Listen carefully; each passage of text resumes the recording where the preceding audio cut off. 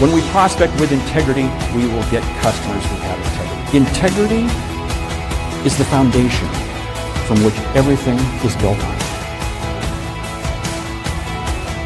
You better understand value. But at the end of the day, sales is a relationship business. It is a people business. It is an emotional business.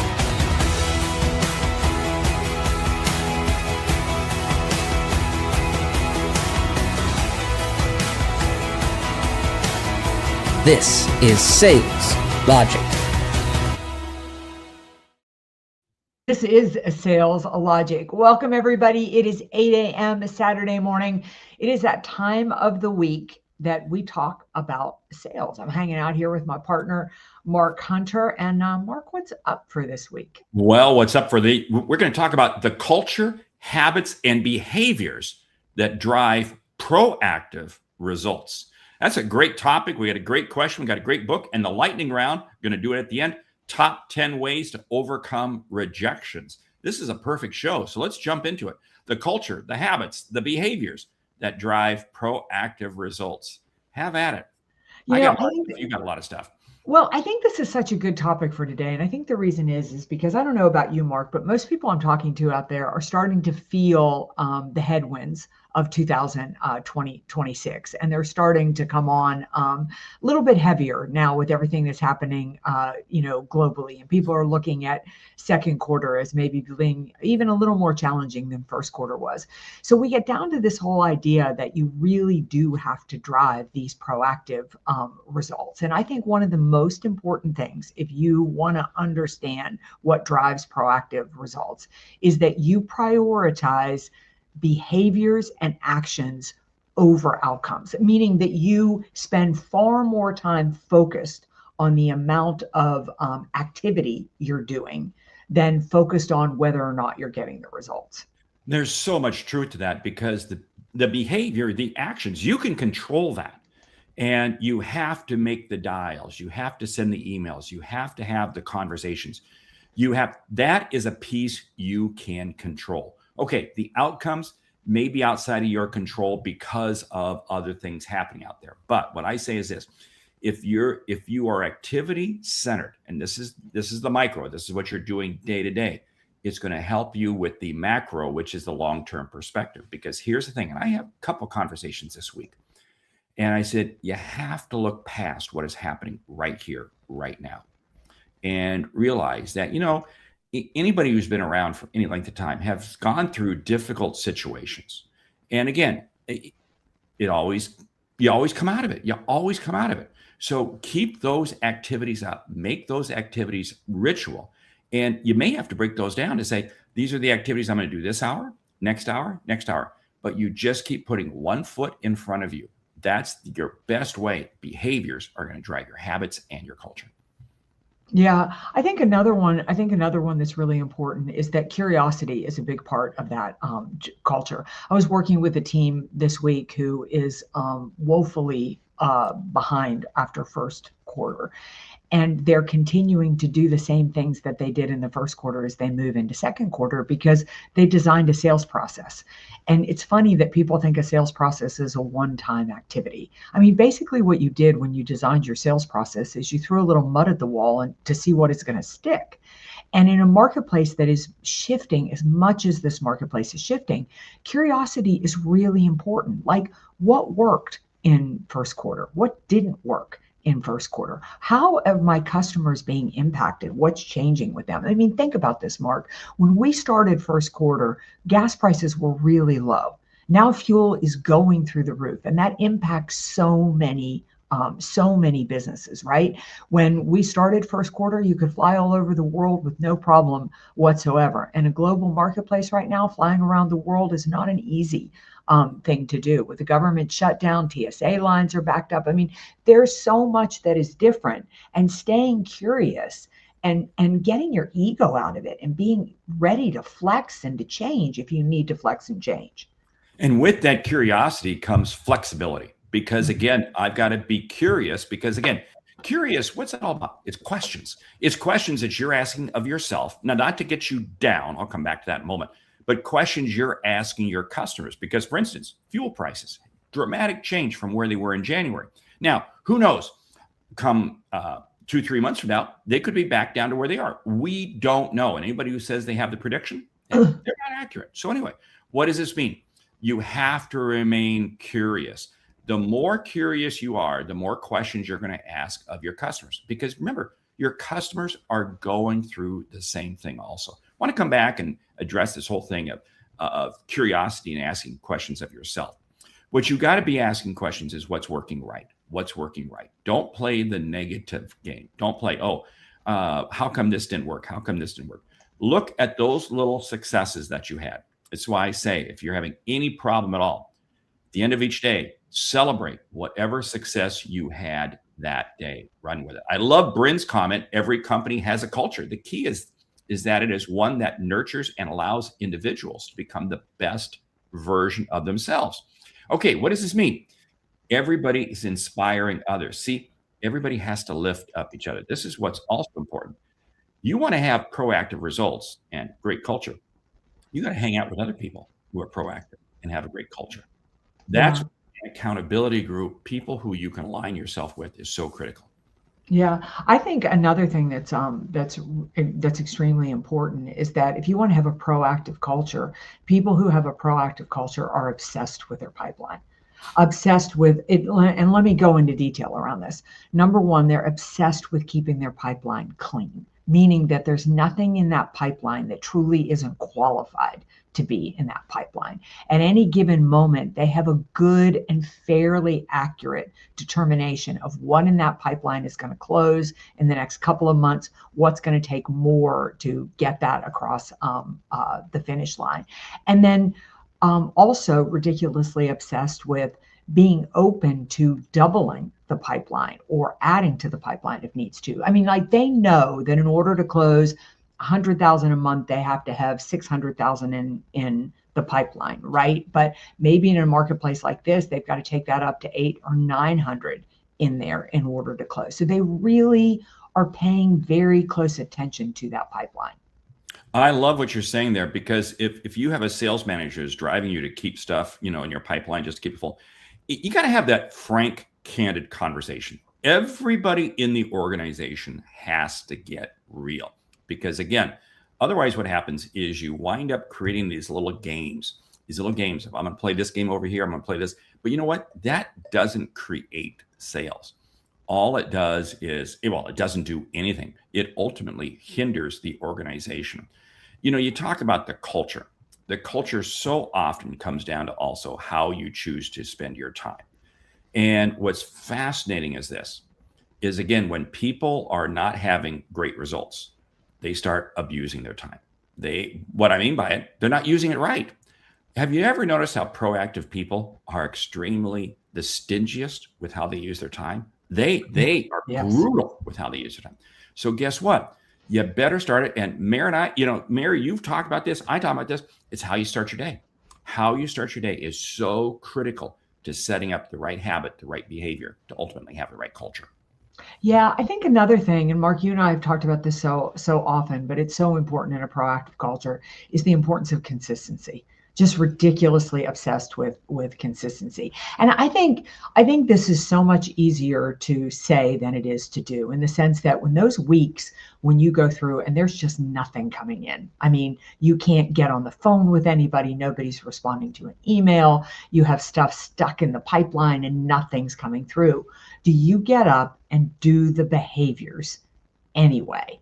And that's a lot where I see people really fall off. Or the worst, the flip of that is they've got a lot of things coming through the pipeline and they're really, really busy. And since they've got a lot coming through the pipeline and they're really, really busy, they go ahead and they take their foot off the gas. And those behaviors have to be done day in and day out, no matter what.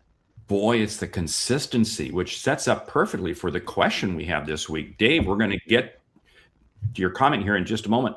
Josh in Toronto says, I run a global sales team and we've done well over the last few years, but this year the market is tough. I mean, really tough. We're being negatively impacted by so many global issues. I need my team to get it, to not use it as an excuse and be more aggressive, far more aggressive than they've been in the past few years. any advice. I'll tell you what, right there, Josh, what you've got to be doing is you got to be breaking down your team and saying, what are those activities that they got to be doing every day? And they got to be held accountable to those activities. How many conversations do they have to have a day? What are those actions? Because again, if they're not aggressive day to day, they're not going to be aggressive long term. Yeah, I love what Dave is saying here. He says that culture is key. He's finding that companies that he is speaking to that are thriving are staying in the game, what they have accomplished instead of the gap, staying in the game, what they have accomplished instead of the gap, looking chaotically when they aren't where they believe they need to be. What Dave is saying here, which is so important, is that you're focusing on the progress. Like, what progress have you made? And Dave, I think that is such a great segue to what I wanted to mention, in the fact that, with our question this week, is that the place that you need to start is with mindset with that team, is that all they're seeing is headwinds. And when all they're seeing is headwinds, what that tells me is they're 100% focused on themselves and their own results. Where what the flip you want to make is helping your team understand that this is not about them. This is not about their challenges. This is not about their problems. Those headwinds are being experienced by their customers, and their customers need them now more than ever. You need to double that pipeline, not because we need to drive results. You need to double that pipeline because people are struggling out there and we can help them. That's so key, because I'll tell you what, when markets get tough, that's when we as salespeople are needed more than ever, because we have the ability to help customers, because we're talking to so many different customers out there. We've got so many different ways that we can help people. It is so important. I love Terry's comment. You're right. You're right there with us. How you start your day is most important. Exactly. Hey, here's the whole thing. And I'm going to tell Josh, maybe this is how you need to start your day. Every morning, you've got to send out a voicemail, a text message, an email, or something, celebrating one success that each person on your team had the day before. In other words, here's the whole thing. If we focus on the negative, we become much more negative. If we focus on the positive, we become much more positive. So, Josh, you as the leader of your team, every morning, send out a quick message that celebrates a win, however small it might be, from the day before for each person on your team. And do this with each person on your team, because you don't want to just celebrate one, because then others begin to get, oh, well, they're doing well, but I'm not. No, celebrate everybody. Lift the entire team, Josh, more important than ever right now. Yeah, I love what Gina's saying here. Habits are really important. And that's going back to talking what we were saying about with this importance of consistency. And I think, Josh, you're going to need to motivate that team more than anything. And when Mark's talking about celebrating successes, I think one of the most important things that you can celebrate is the successes around actions and activity, not so much on results. Results are coming slow. And so what eventually is going to happen is somebody who was consistent day in and day out is eventually going to have a success. And you definitely want to call that out.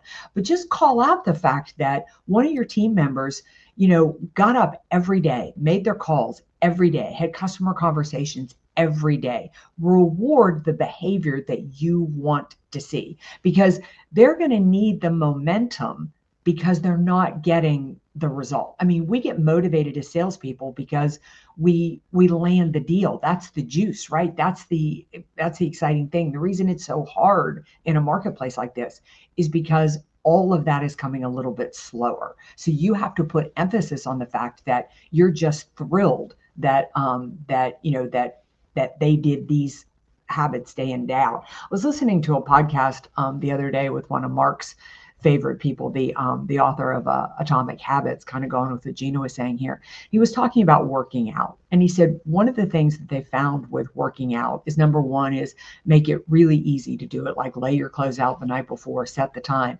But he said also give yourself a reward at the end of the workout. If there's a cup of coffee you like, or a protein shake that you like, or you just like the fact that maybe you go shopping after you work out, but associate that, and that will continue to drive the behavior of working out. And I think it's the same for us in sales.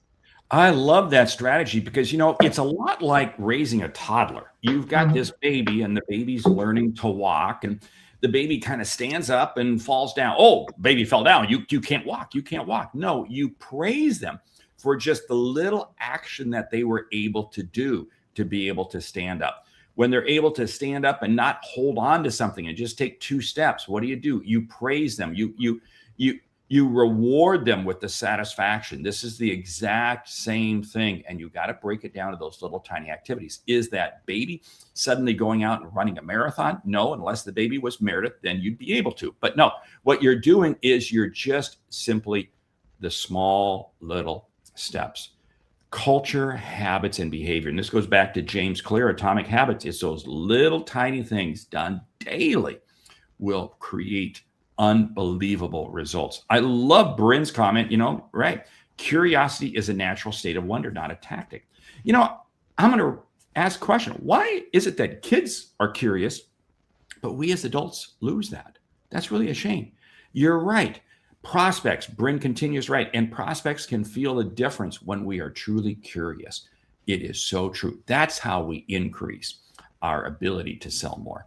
Yeah, I think it's also really important if you want people to be curious. This goes to me hand in hand, is you have to make it safe to fail. And what do I mean by safe to fail? Like, Josh, if you want your team to be more aggressive, then you need to allow them to analyze the deals that they lose. I think one of the most powerful things that ever happened to me in sales is I worked for a gentleman who came to me one day. I was over one segment of a sales team, and he said, "We need to triple what we're doing here." And I just thought he was crazy. I thought, we'll never be able to do that, whatever, right? It's not possible. And he said, we're going to meet every single Monday morning, and we're going to talk about, as a group, a deal that we won and a deal that we lost. And we're just going to get the group to analyze it, and we're going to talk it through. And by the end of 6 months, we had not only tripled, we'd done better than that. And I think that was because we were in this, people weren't afraid to come in and say, I blew this deal. I don't know why I blew this deal. Kind of, let me share it. And everybody would give feedback, and everybody learned from that. So if you're not creating an environment, Josh, where losing a deal is okay, then people aren't learning why they lose a deal. And then they're trying to fudge deals that they won. That's how your pipeline gets unclean and all those types of things. That is so cool, because what you're doing is you're creating a safe environment, and that's cool. Now, you may be a solopreneur, so you don't have a Josh, you don't have a boss you can do that with. But you know what? You can still do that with yourself. So what you do is you just sit down and you analyze your call. Now, maybe it was a Zoom call, Teams call, you've got a recording, you go back and listen to that, look at that, and then you critique it. But here's what you want to do. You want to find 1 or 2 things that, hey, that went really well. And then find 1 or 2 things that you want to correct. In other words, if you're doing this singularly, you got to be careful, because you can fall into a cesspool very quickly. So find the positive, find the negative, and then say, okay, what am I going to do next as a result of this? What is the corrective behavior I'm going to do on the thing I got to fix? And what's the positive behavior I'm going to reward? And when you get done, go back to what Mara said. You kind of celebrate. Hey, I did this. Great. Now get on with it and make the results happen. I love it. Yeah, I love Charlie Lewis. I love that you said good morning, family, because that's how we think about sales logic here as definitely as a family. Want to put up Gina Carr again. Focusing on leading activities is the key to knowing that sales will eventually come. What a powerful statement. You do it because the sales will eventually come. Whenever I'm having a really bad week, and I have a lot of them, I have weeks where nothing comes in and I think, what am I doing? But I just keep focusing on the activities, because the activities are the one thing that I can control. So Mark Hugh Hornsby is weighing in. Hey, I love it, Hugh. Have them reflect backwards. Celebrate those then that have them, and break down their goals. I love what Hugh's led a number of sales teams. Excellent. And I want to come back and tie in what Hugh's saying with what Gina said. What are those the right activities, because here's the whole thing. Just because you can measure something doesn't mean you should measure something. Yeah. And we can get caught up just doing dumb activities. Oh, or am I throwing what we've been saying under the bus? No. What I'm saying is, understand what is the value and the output of that activity. So you as a manager, you as a solopreneur, you've got to figure this out. If I make X number of phone calls, what is the ultimate result that I'm going to get? Now, I'm not going to achieve that right now. Totally get that. I'm going to send out X number of emails. I know I'm not going to get results right now, but look at how does this fit into the bigger piece, the bigger pie. And you and I both have to say, You and I both know that if we get on the phone and have a conversation, we can probably turn something into success. So one of the key activities that we're looking for is how do we have meaningful, valuable phone calls? And what we do wants to lead up to that. So if you understand that kind of that stepping stone process, it is amazing at how much more successful you can be. And you'll create that unbelievable culture. Yeah. So, Mark, we better move to the book and to the lightning round. Time is burning fast. I love the audience engagement today. Yes, we got great engagement this morning. Thank you so much. If we don't get all of your comments up there, we are seeing them. So, hey, the book this week, Predictable Revenue, from Aaron Ross and Mary Lou Tyler. It's been out there a while. It's been out there a number of years, but it is still just as relevant today. Aaron Ross was one of the original Salesforce people. And Mary Lou Tyler, great individual, great book they wrote, Predictable Revenue. Any thoughts on that book? Yeah, I just think if you want your sales team to be more aggressive, Predictable Revenue is the book to read. I was looking through my book collection, really thinking about what to select this week, and I saw that one sitting there, and I thought, I haven't read it in a while. I pulled it back out, and I'm definitely going to reread it because I think Predictable Revenue is a great book to read when the headwinds are in the marketplace. Yes, love it. I love it. Hey, ready for the lightning round? I am. Top 10 ways to overcome rejection. Yeah. Okay, do note that I said rejection, not objection. And the reason I said rejection is because I got to tell you, I get the whole idea of objections, but it feels like rejection, right? I think the number one thing, if you want to overcome rejection, is don't take it personally. It doesn't have anything to do with you. It wasn't right for them. And maybe you didn't sell the right value proposition. Number two, it's only one. It's only one. You're not getting 10,000 of them. It's only one. That's it. Yeah, I think you need to think about it not as rejection, but as information, right? Like they're telling you why your sales process isn't working and what can you learn from it. Number four, realize that it's going to take X number of rejections to eventually get to a success. It always happens. It always will. Yeah, I think another way is give yourself the time to be upset or to vent about it, right? Like put a timer down and say, I've got 5 minutes. I'm really upset about this. And then move on to the next thing. Pick up the phone and call your favorite customer. Don't call your mother because she'll say, oh, you work so hard. No, call your favorite customer because they will tell you how wonderful, how much they enjoy working with you. And that's going to bring you back up to speed very quickly. Yeah, let's go back to what we talked about a little bit earlier, and that is that going back to this whole idea about curiosity, like go back and really analyze, especially ones that you really thought were in the bank, like what happened there? Where did it derail? And if you feel a good relationship with the prospect or the customer, just ask why it derailed, like get curious.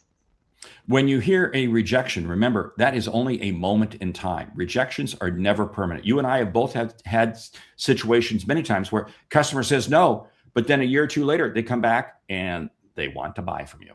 Yeah, I would say revisit your value proposition. Go back if you're experiencing a lot of rejection or it's one of those weeks, go back and look at the value proposition because maybe the marketplace shifted around you. Take a look at that list of customers and the outcomes that you've created. That's why I say you got to keep that right there on your desk. All those customers, not what you sold them, but the outcomes you created. Look at that list and celebrate. Go, yeah, that's really cool. That's special. You do one more, I'll do one more. We'll close it down. I would say that rejection means no right now. It does not mean no forever. And so basically, this wasn't the right timing for them, but there's another opportunity to go back and win it again. Play the long game. The sun's still going to come up in the morning. It's going to come up. And who knows, that next phone call, that next conversation you have may be the one that absolutely changes everything.